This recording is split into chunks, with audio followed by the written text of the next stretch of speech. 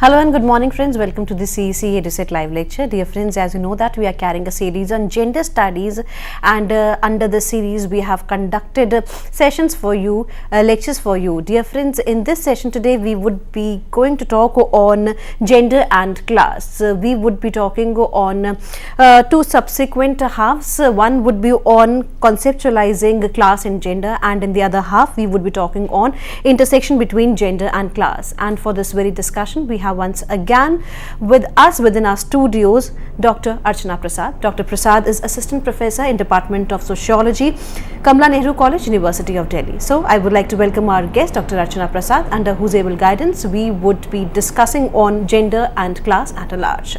Hello ma'am, welcome to the EduSet lecture. Thank you. In today's lecture, which is the lecture 3 of the series of gender studies, we talk about gender and class. And let's overall overview of the lecture we see it consists of two parts. Part 1 consists of conceptualizing class and gender, in which we will try to understand the concept of class and gender with specific reference to sociology and gender studies. And therefore, it is important to understand that why do we need an understanding of class and gender analysis. Next, we will look into the traditional theories of class, because in the previous lectures we have seen that gender came in much later into the discipline of sociology, and initially most of the sociological understandings were androcentric or more male oriented, and therefore with the significance of feminist critique of class, the traditional understanding of class was trying to understand with reference to only men, and therefore the contribution of feminist understanding becomes very relevant to understand the differentiation or the different ways in which we are trying to understand class as a concept. In the second part of the lecture, we try to understand the intersection between class and gender, and that is to understand that class and gender are not to be considered as independent categories or variables in understanding inequality stratification, but they are related to one another, and therefore there has been a large amount of theorization on the intersection of gender and class, and therefore we try to understand women as distinct class. We will no longer try to understand women with reference to male or with reference to the androcentric outset, and in therefore we also try to understand how the understanding of class in itself is affected by the gender relation and gender stereotypes. So going back to part 1 of the lecture, we try to understand these concepts like caste, class, gender. These are different dimensions of inequality. They are the main force that affects lives of men and women in intersection. Social class is also called class in a commonsensical manner, which refers to a group of people within a society who possess the same socioeconomic status. As we have already known by now that gender is a social cultural construction of being male and female. It is the meaning being assigned to being a man and a woman. Now, class and gender, we will see in the course of the lecture, intersects in multiple ways in which it privileges some women over others, but most of the time we see that it is the women who are discriminated or marginalized on two grounds. One, on the basis of their gender, that is the subordinate sex, and on the basis of belonging to a certain class.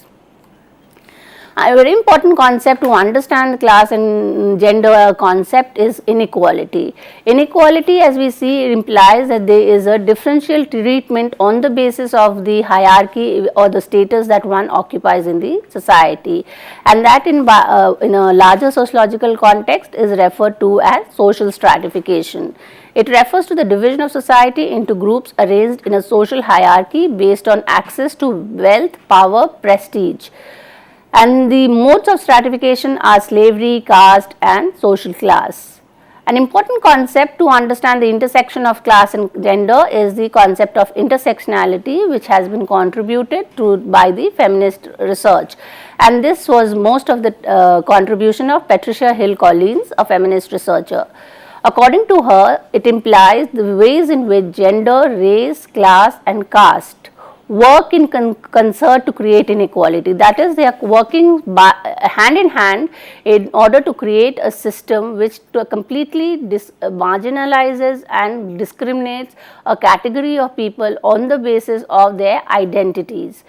Early sociologists assumed that these criteria or categories were independent of each other.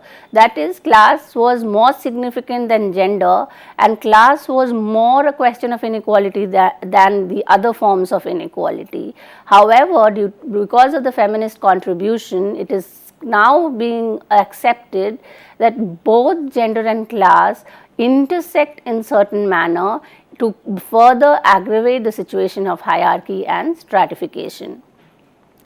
If you look into the significance of class gender analysis, that is not to consider class and gender as polar opposite or as distinct to different from each other, but on a continuum. We see that both helps us to understand discrimination, because both class and gender are basis of discriminating one against the other.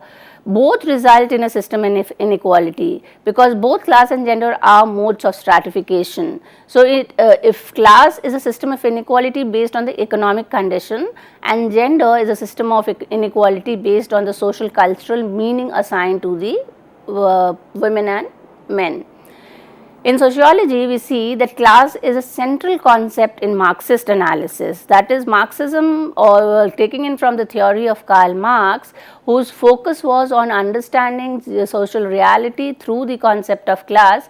Class becomes central in understanding the inequality in the industrial society. Similarly, gender is a central concept for feminist analysis. In feminism or in gender studies, gender is the central point from where all understanding of inequality begins. If we try to understand class with reference to economic inequality, we see capitalism becomes significant to understand. Capitalism as a process by which a section of the people have the capacity to own means of production, and they are known as capitalist, and the system whereby it becomes a private means of ownership of property leads to the growth of capitalism. In gender study, for looking into gender as a system of inequality, patriarchy as a process becomes very significant. And in the analysis of gender and class, we see that capitalism and patriarchy works hand in hand. That is, capitalists are trying to exploit those who don't own means of property, and in patriarchy, men exploit the rights of the women. So, there is a kind of a parallel relation between capitalism and patriarchy. If we look into the theories of class, we begin with the conventional theories of class. That how did class become significant in sociological analysis? We see that it was first used in the early 19th century, and it replaced the terms like rank and order. Rank and order also refers to a hierarchical setting in the society. It refers to a kind of a stratified system, and this was in a pre-capitalist, pre-industrialized society where hierarchy was on the basis of your rank or on the basis of the order that you had in society. This use of class became very significant in the post-European society with the change in the economic structure of the society, that is, with the growth of industrial society and the political revolution of the 18th century. Theories of class were fully elaborated only in the 19th century, and that is where a large number of thinkers like Karl Marx, Weber and the other came up with trying to understand the growth of a large section of society which were trying to work on the wage for the other section of the society, and that is the growth of the working class or the industrial labor, where the significance of class analysis became very significant. And the most important contribution to class theory is the theory of Karl Marx.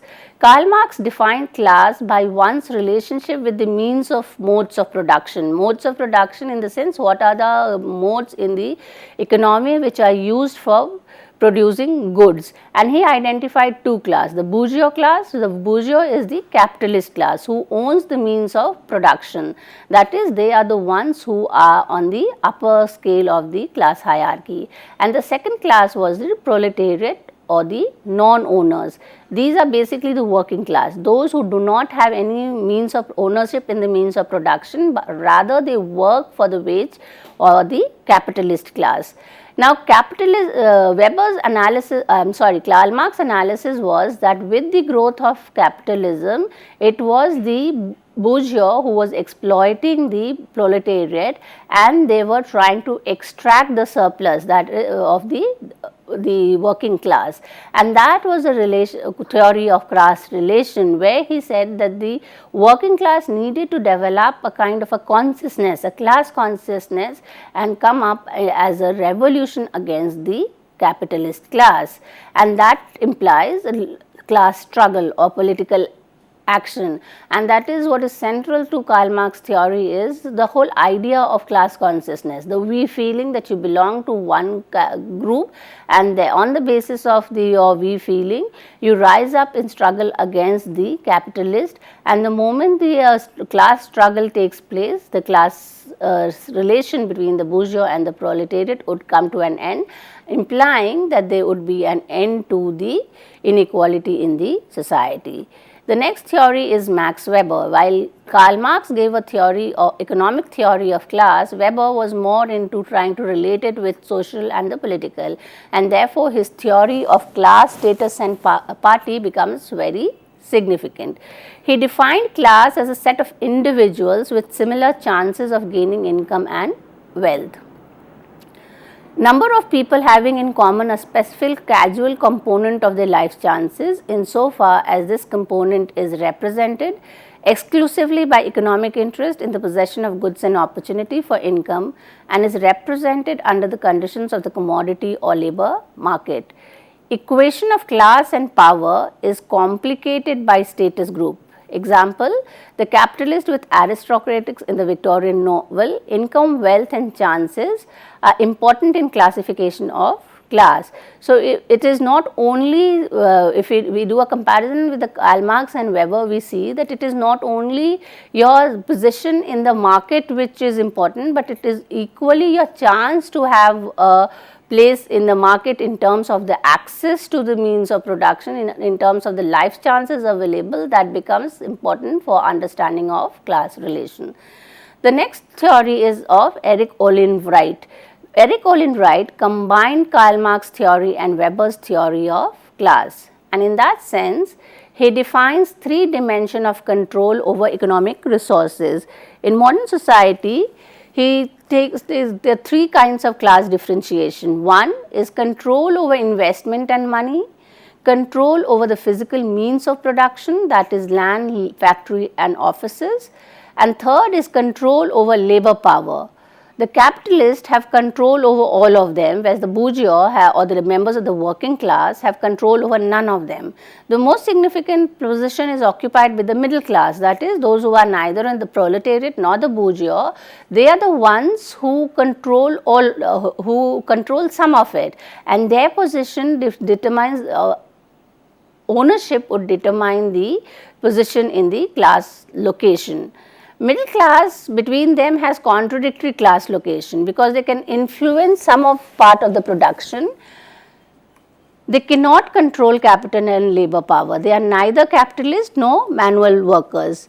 Class location of middle class depends on two factors, such as the relationship to authority and possession of skills or expertise. Most of the middle class people have privilege than of working class. They have skills demanded by labor market, and therefore the middle class becomes a very ambiguous kind of a concept in terms of identification or measurement of who actually is a middle class, because it occupies a large range, and the identification of the upper class and the lower class, or the capitalist class, or those who have access economic resources, and the lower class is easier compared to what is the middle class. Many a time middle class is identified on the basis of the income, in terms of the consumption pattern, in terms of the lifestyle, but often it is very difficult to have a very clear cut identification of what the middle class is. If we look into the traditional theory of Marx and Weber, the analysis of middle class is somehow limited.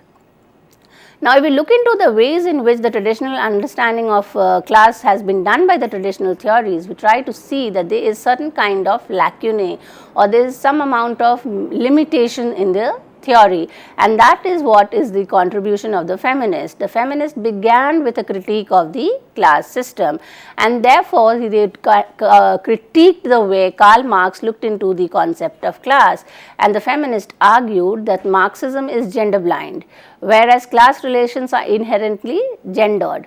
Marxist class analysis tends to reduce gender to class. For Marx, everything was around class. So, he said that it is class which is more significant. If you try to understand class inequality, it implies that you have been able to understand class gender inequality, whereas the feminists were not very comfortable with it and they rejected such an understanding, because the moment we reduce gender to class, the gender oppression dimension of inequality would be neglected. Gender oppression is treated as if it can be fully explained by class oppression. So, and that is not the reality. By trying to understand the relation between the upper class and the lower class is not sufficient enough to understand the relation between man and women. Marxist understanding of class is based on the male bourgeois or the worker, and that is his understanding of who are the people who are owning means of productions were all male, and also his understanding of the working class were also male workers. So, there was a missing element, which is the female workers were altogether out from the Marxist theory of class analysis. Most of the time, women's class position was given by the relationship to the men within the family, and that is also was taken in from the Marxist analysis of class to the mainstream analysis, whereby the class of the women was assumed to be the class of the husband and the father. So, in that sense, women were without a class. Mainstream theories of class based on understanding of male head of household, that is occupational class as representative of family's class as a whole. So, you do not try to understand the relation that women per se could have a class. So, both the Marxist analysis and the mainstream analysis obscured the fact that working women could occupy different occupational class from their male point. That is, it is not necessarily that the class of the husband is the same as the class of the wife. Gender, therefore, when the feminist analysis came into significance, gender caused significant difficulties for class analysis.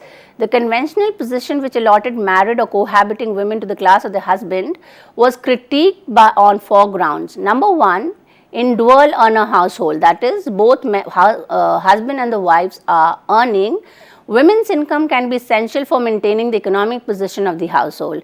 Most of the time, the part of the modern economy we see when both husband and wives are earning, it is a general trend that the husband's income is used for investment, whereas the women's income is used for everyday utility needs. So, therefore, it is very difficult to club them together to form one class. The second critique is that a wife's occupation may set the standard of the family status. In large number of modern families, we see the earning of the wife is more than the earning of the husband, and therefore, the identity of the family is not from the identity of the husband, but rather from that of the wife. So, it is very important to try to segregate the class of the wife and the husband. Third, in a cross-class household, it may be more realistic to partners in separate categories.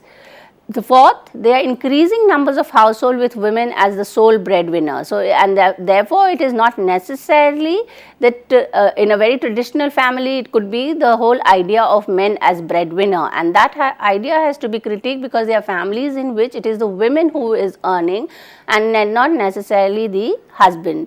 Social mobility is possible in either direction and can be short or long range. That implies that mobility could be through the women's class position or could be through the husband's class position. It is not necessary that it is only one dimensional.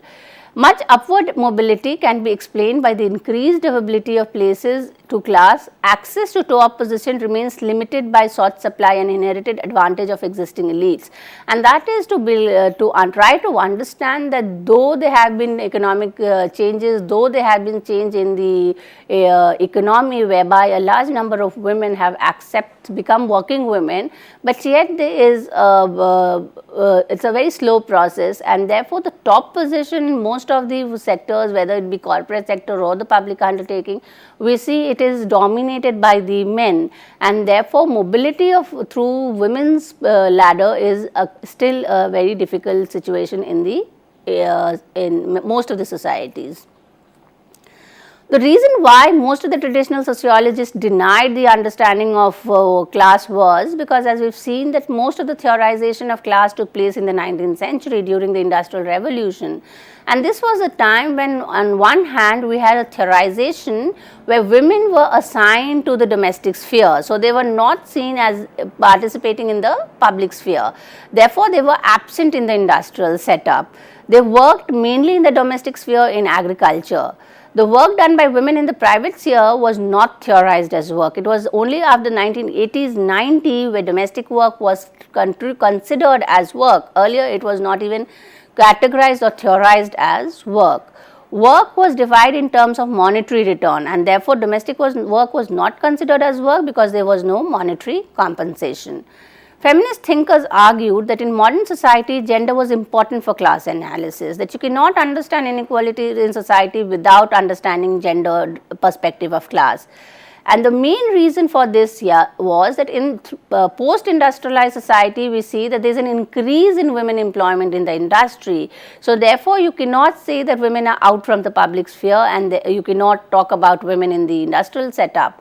Women have variable and sometimes conflicting class position of the male partners, and that has already been trying to understand. That could be that women's position in the economy is better off than the husband, it could be lower than the husband. So, you cannot always say that the class position of the husband and the wife are the same. The most important thing is that not all women necessarily be aligned by a male. With increase in single and live-in relations, increase in unmarried women, you cannot always be able to classify all class women position of the women with reference to their male counterpart in situations where the women does not have a male counterpart. And therefore, it is very important to understand that as long as we try to understand class with reference to the class of the husband, it is referring to the patriarchal kind of a relation, and that is what feminists argue, that patriarchy keeps a class system in place by enabling those in power to stay in power and those without power to stay on the margin. That is a very significant analysis where we try to see that patriarchy works because of the class kind of a situation, and it is more or less to understand that both gender and class are issues of power relation. So, one is going to pitch against the other to ensure that inequality is maintained in the society, or in other words, those who are in the dominant position will continue to dominate over those who are subordinate, whether it be on the basis of class or whether it be on the basis of gender. The understanding of class and women with reference to men only strengthens patriarchy. Gender inequality needs to be explained in terms of class. Feminists rejects the public-private distinctions for understanding class, that we have already tried to understand that as long as we try to say that it is the women who belongs to the private realm and the men who belong to the public realm, and because class analysis is based with analysis of work in the public realm, then women would be obscured from class analysis. To ensure that you have a gendered analysis of class, it is necessary to do away with the dichotomy between private and public, because in the contemporary globalized society, the private public dichotomy does not stand relevant. The women are not only working in the private sector in the domestic sphere, but they are equally part of the industrial workforce, and therefore, the validity of the private public dichotomy stands void. Economic dependence on men gives the women no class of their own. So, if as the whole idea is, it's a vicious kind of a circle. The whole idea of trying to understand the class of a woman depending on women implies that the women belong to the domestic sphere. That implies that women are not going to be allowed to work in the public sphere. So, the moment you are denied access to the public sphere implies that you become dependent on the women, on men, and if you are dependent on the men implies that you are strengthening the patriarchal system. So, the vicious circle needs to be broken, and therefore, you need to try to understand class gender from a different perspective. If we look into the understanding of the class gender relation in the contemporary context, we see that in large number of understanding of family relations, the whole idea of gender and class becomes very significant, where there is a growth of certain kind of industry, there is a growth of certain kind of setup which is reflecting the gender nature of the stereotype and gender relations of the society. So, there is a congruence between the kind of understanding of gender and class analysis. So, if we have to try to understand in terms of what is class and what is gender, in the initial the whole idea was that class is to do with economic factors, the class is to do with the economic dimension of the market, whereas gender is a socio-cultural aspect.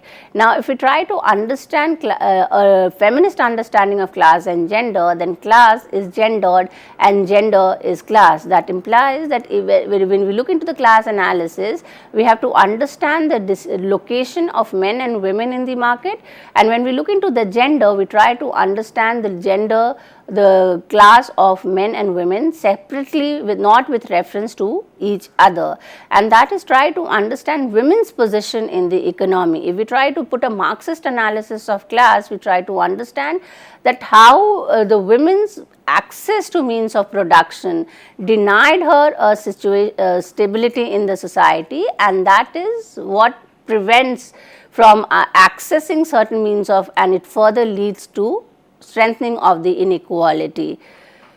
So, this brings us to an end of the first section of the lecture on class and gender.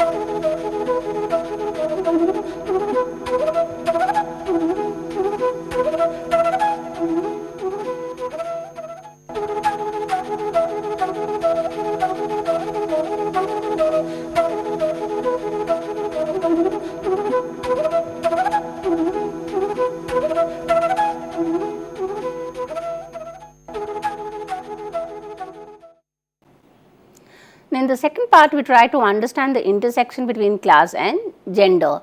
That is, how has in the social society or in the social reality, gender and class intersects. This can be done in two aspects. One is the theoretical aspect, where we try to understand what are the theories which are trying to understand the intersection between gender and class. And the second is the empirical reality, how gender and class interacts. But before we go into it, the theory and empirical reality, we try to understand the gender and class structure.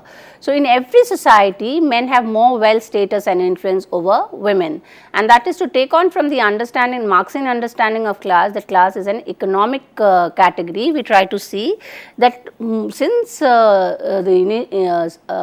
pre-industrial society, it is the men who have more access to wealth, and that is to do away with the stereotype that it was the men who were access to public sector and therefore they had more access to wealth.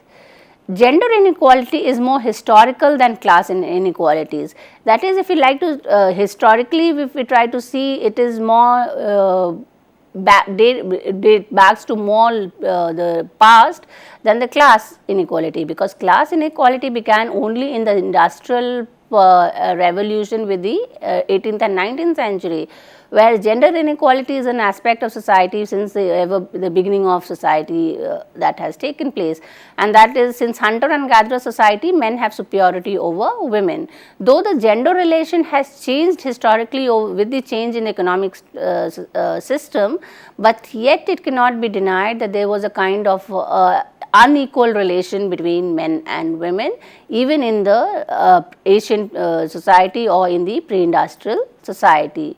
Women are dependent of their fathers, husband, etc., and their wealth, status and life conditions are bound with men, and that is to do away with the whole system in which the society was structured, that it was always a women's understanding in the position was with reference to a male counterpart. And if you look into the relation of a women and a men, it could be in a kind of a evolutionary, that initially as a young child you are dependent on your father, then on your husband, and then in the later stage on your son. So, this is not only in dependence, not only in terms of the social cultural aspect, but also in terms of the economy, that is, you are economically dependent on the male counterpart for survival. Women's class position is governed by their husband's class position. This we have understood in the theorization of class in the first section. In daily life, women are kept by private area, home, domestic duties, children and family members. Sexual division of labor in job market defines both men's and women's work. Sexual division of labor was the initial way of understanding economy, and that is, most of the theorization argued that there is a division of work on the basis of the sex, and that is wherein the public private dichotomy came in, that the division of labor said that women are supposed to do most of the domestic work, that is taking care of children, doing the household work, whereas it was the men who would go out into the in the hunting and gathering society, go out and do hunting, and as society progressed, it was the men who would go out and earn the income of the family. So, this was the way in which society was conceptualized, whereas a relation between the class and gender was dominating.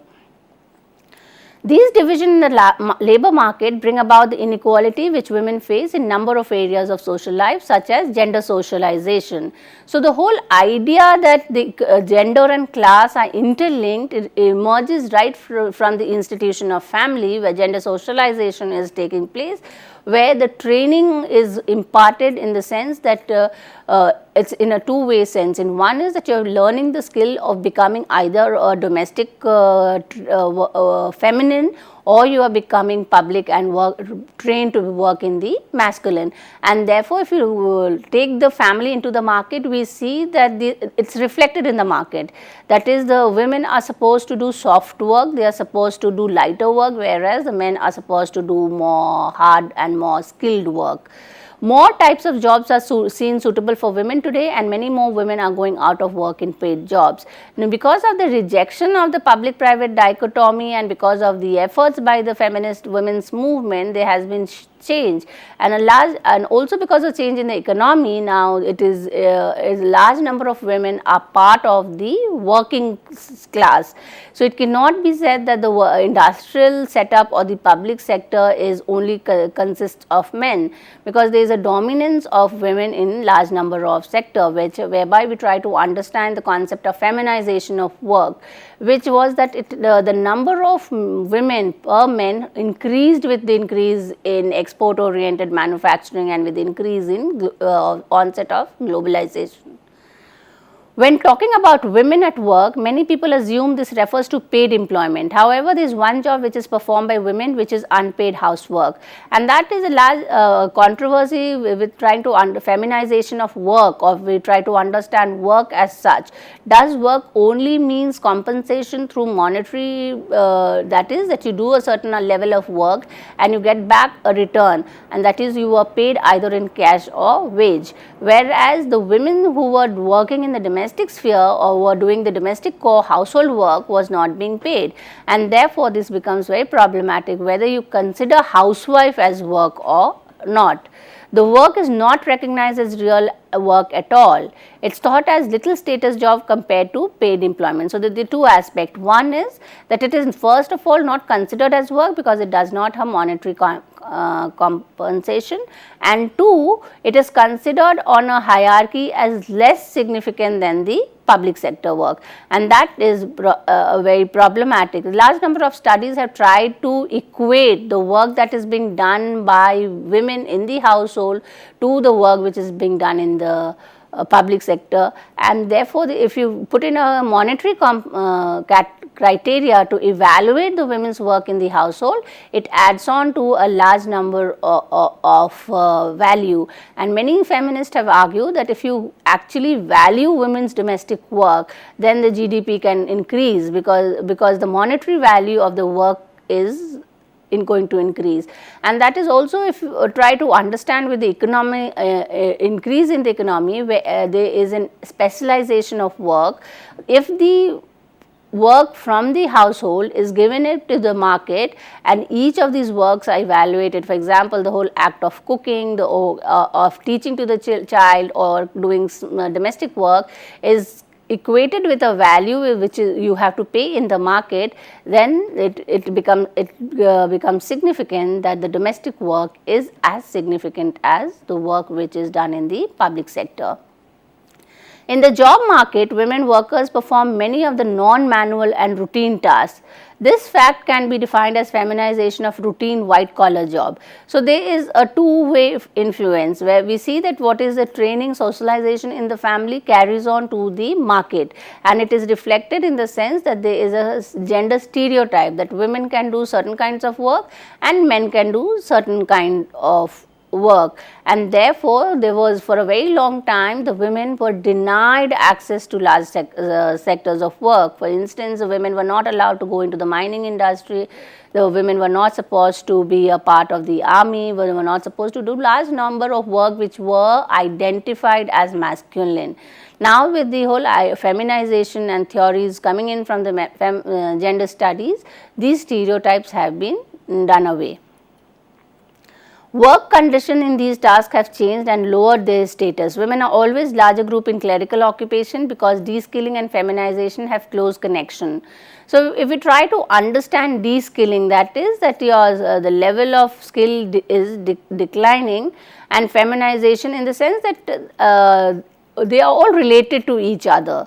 That is, there is a kind of a mindset which says that women are not supposed to work and therefore the training is not imparted. So, if the training is not imparted, when they go to the market, they will be considered as unskilled worker, and this becomes relevant from the statistics from across the countries that the bulk of the women employment is at the lower level, that is the unskilled workers. As we move up the hierarchy in the class position, that is at the upper level, we see as managers, as directors, as CEOs of the companies, the number of women declines, and there is a huge difference between the bulk of women who are at the lower level and those who are at the top level.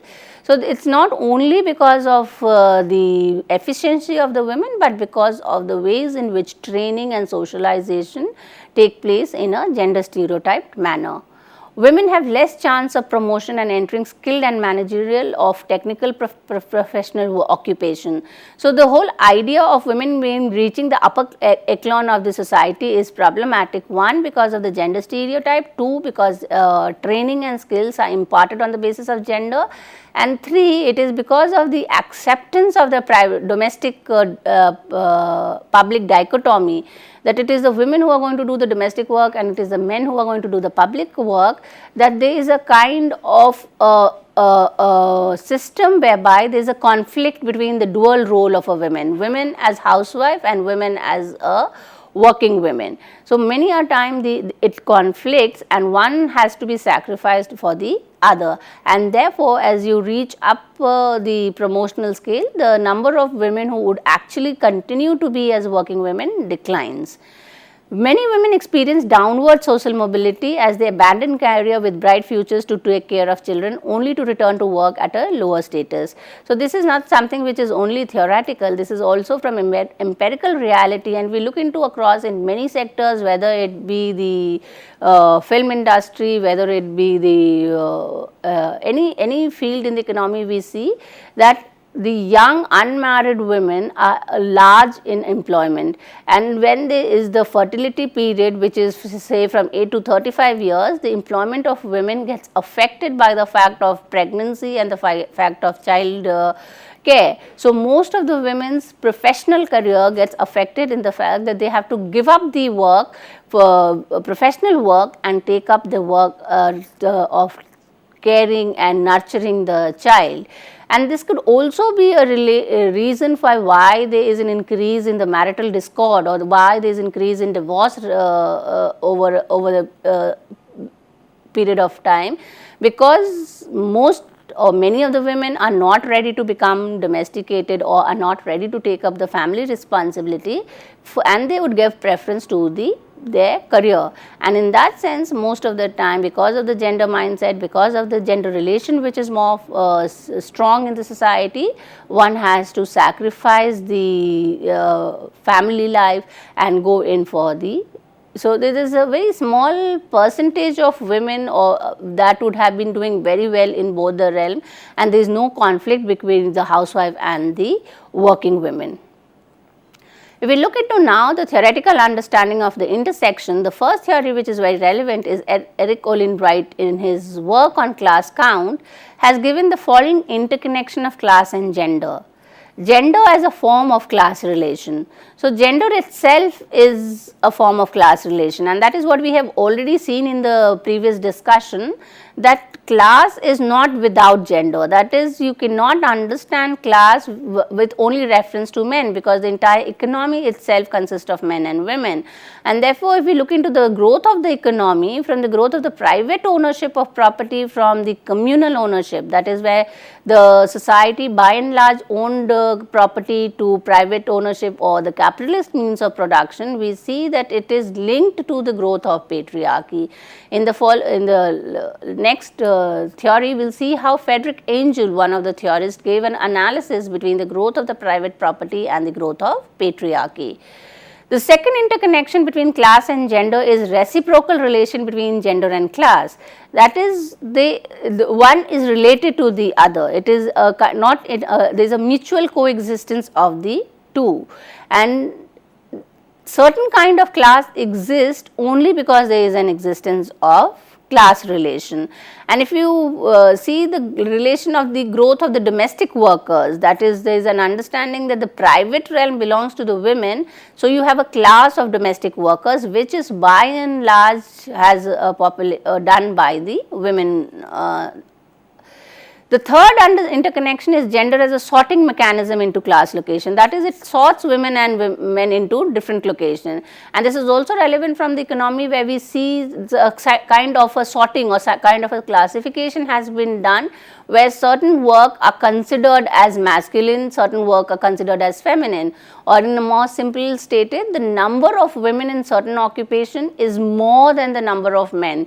For a very easy example would be the teaching profession, which is considered to be very suitable for women, and most of the argument which says that teaching is a good profession for women is that you are being able to cope up with both the housework as well as your public work in a balanced manner. So, that is the whole understanding of class analysis, that do you want to disturb the family setup, do you want to disturb the patriarchal structure, or do you want to progress whereas retain the gender stereotype. So, you have women who would prefer going out to become school teachers because that is the period when the children and the husbands are out and you come back right in time to do the household work. So, that is a kind of a sorting into different class location. Fourth is gender as mediated linkage to class location, that is, class is not direct, it is always mediated. So, for instance, the class of a son would be the class of the father. If you have a person who is very rich, it is the father's class which would be more significant than the class of the son. So, in that sense, gender also mediates, and it mediates in the way, if we try to understand the class of the family through the class of the husband, then gender is mediating through the institution of kinship and marriage. And the fourth is gender as a casual interaction with class in determining outcome. That is, where are the gender and class interacting in order to try to understand the inequality in society. The next theory is that of Gerda Lerner, provided her theory of theorizing patriarchy. In her theory, she says that class differences were at the very beginning expressed and constituted in terms of patriarchal relation, and that is the contribution of Lerner, that which is trying to theorize patriarchy with reference to class, that class is not a separate construct from gender. You cannot understand class and gender as separate from each other, but rather they are expressed in genderic terms, that is, class is not without gender and gender is not without class. Class evidence of the confluence of gender and class in early societies. So, the whole idea that class becomes significant only in industrial society is again need to understand where even in the pre-industrial society there was an interconnection between gender and class. So, he argues that by virtue of owing women, men control and appropriated surplus labor. So, the whole argument of trying to understand class was that it was a system whereby it was trying to sustain the system of patriarchy, and that is to go back to the whole understanding of domestic and private public relation, that why was the whole idea of the sexual division of labor created, because in a way was to maintain the distinction between men and women, so that the power of the men would not be affected by the position of the women in the public sector. By the second millennium BC in Mesopotamia, which is the place where she did the research, the daughter of the poor was sold into marriage or prostitution in order to advance the economic interest of the family. So, here is a very clear evidence of the intersection between class and gender, that it is the use of the women to improve the economic status of the family. So, you are either selling the daughter or you are purchasing a daughter in order to sustain the economy of your family. The daughters of men of property could command a bride price. So, those who owned property could have would be able to get bride price paid by the family of the grooms to the family of the bride. So, there is a distinction between bride price and dowry. Bride price comes from the family of the daughters and is given to the family of the daughters from the family of the groom, whereas the direction of transaction changes in the case of dowry, whereas it is coming from the family of the daughters to the family of the son. So, if you were from an upper class society, then you would get bride price, and if you were from the lower class, then the whole idea of bride price was not there, which the daughters of men of property could command a bride price paid by the family of the groom to family of the bride, which frequently enabled the bride's family to secure more financial advantageous marriage for their son, thus improving the family's economic position. If her husband or father could not pay his debt, his wife from children could be used as pawns, becoming debt. So, we see a whole use here is the whole relation that gender is not separate. So, gender, when we try to understand in simple commonsensical understanding of feminine and masculine, then economy is in itself manipulating the gender relation between man and women, and across in different societies it is evident that women have been used in some manner or the other to improve the economic position of the family. The next theory is by Sylvia Wolve. Sylvia Wolve was trying to understand the relation between gender and class, and she gives in the whole idea that class is defined in terms of distinctive work and market position. Husband, and here is where we try to understand the distinction between conventional understanding of, where they says that it is the class of the husband which will decide the class of the wife. So, here Sylvia Wolve was saying that housewife and husbands are two distinct class. So, it is not necessarily to assume that husband and wife are the same class. Housewife has distinct form of work with the following features: hard work, no wage, no fixed content of work, unequal exchange, indirect exchange. And this is to go back to the discussion of what is the value of domestic work. She is saying that housewife is a class position, but it is unlike the other relations of production. In the other relations of production or the relations in the economy, you are doing a limited amount of work with reference to the amount of compensation that you would get. It is a direct form of an exchange, that is, it is an exchange between say two institutions or two individuals. It has a time period and it has a content period, whereas the women are doing work which is the equal amount of hard work. It is an indirect exchange because there is no limitation of what kind of work would you do, and there is no compensation for the work that you would be doing, and therefore it is an unequal exchange. Women and Sylvia Wolve says that men and women are status group. Status is with reference to the standing in the society, that is the it is related to the class, in the sense that you occupy a certain class, there are certain prestige attached to it, and therefore you have a certain standing in the society. So, whereas husband and wives are class. So, this is very important. Women and men are not constitute status groups, whereas husband and wives constitutes class. So, what is important is not all women would constitute a class, because not all women are housewife. The reason where all women are not housewife could be where the women is her own class position is extremely well indeed to employ others who could do the domestic work. Therefore, she need not necessarily be a housewife. If housewife is to be understood with reference to the marriage as an institution, that large number of women are not married, they are single. In that situation as well, they will not constitute housewife, and therefore they will not have a class.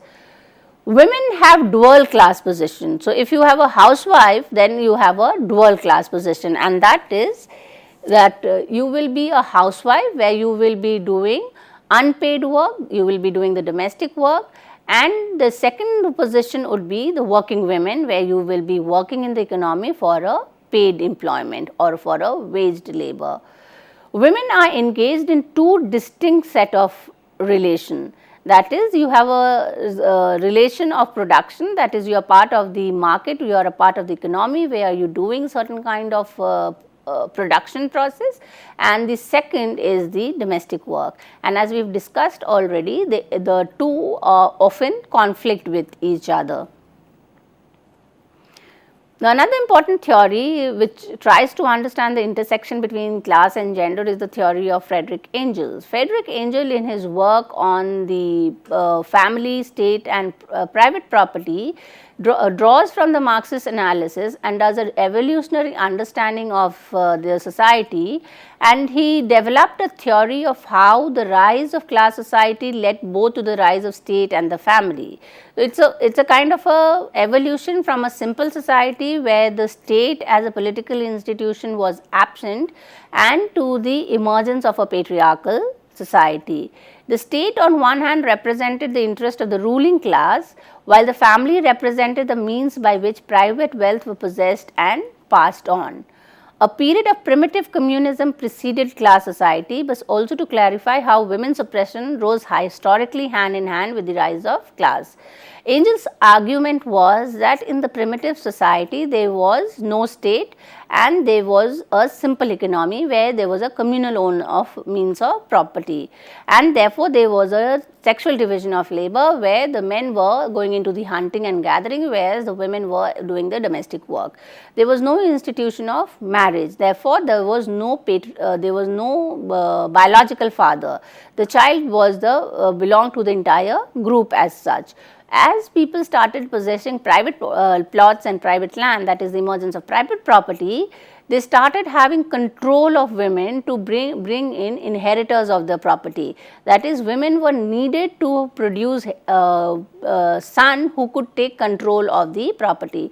From here emerged the analysis of the sexual violence on women, and that is what Angel says is the emergence of patriarchal relations. So, as long as the economy was simple, there was the absence of political institution, there was the absence of marriage and family, gender relations were egalitarian.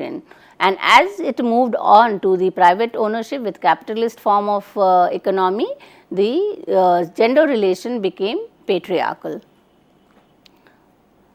So, if we look into women as distinct class, we see the two sphere. In one is the private sphere. In the private sphere, that is in the domestic sphere, marriage as forming a laboring contract between men and women. So, it is a kind of a contract between man and women which is entered through the institution of marriage. Here both men and women can be seen to have class, men class being superior to women. Women's occupational role as housewife constitute a separate class, work full time and compensated non-monetary. So, most of the time it has been argued that you are being compensated in terms of the love and the attachment from the family members. So, it is not necessarily to identify work only through monetary compensation. Feminists argue that such theory is problematic. Why? Because it will then re-strengthen the public-private dichotomy, and it will further restrict women to the private sphere. In the public sphere, we see the women as a distinct class, and through the lecture it has been clear that women in the economy are subject to gender stereotype. As a result, there is a certain kind of job segregation that on the basis of your gender, that is masculine and feminine nature of job, and second, there is a wage gap. Now, the wage gap is more at the lower level than at the upper class. Stated in a different words, it is the unskilled workers or the lower class women whose wage gap would be more than those in the at a higher level of the economy. The gender stereotypes affects class. Certain kind of class relation exist because of the existence of certain kind of gender relation. For example, class of domestic maid and caregivers are mainly women. They exist because women assigned to the domestic realm. The whole argument that certain kind of work are suitable only for the women, that is, only women can do certain work and the men cannot do, and that will create a certain category of workers only for the women. Women in the public domain assigned to certain class because of gender stereotype, which has already been discussed in the earlier section, where you will be only found in the unskilled lower realm of the society because you are considered to be less skilled and less technically qualified. Gender relations impacting class. The demand of industrial workers strengthen macho image of working class.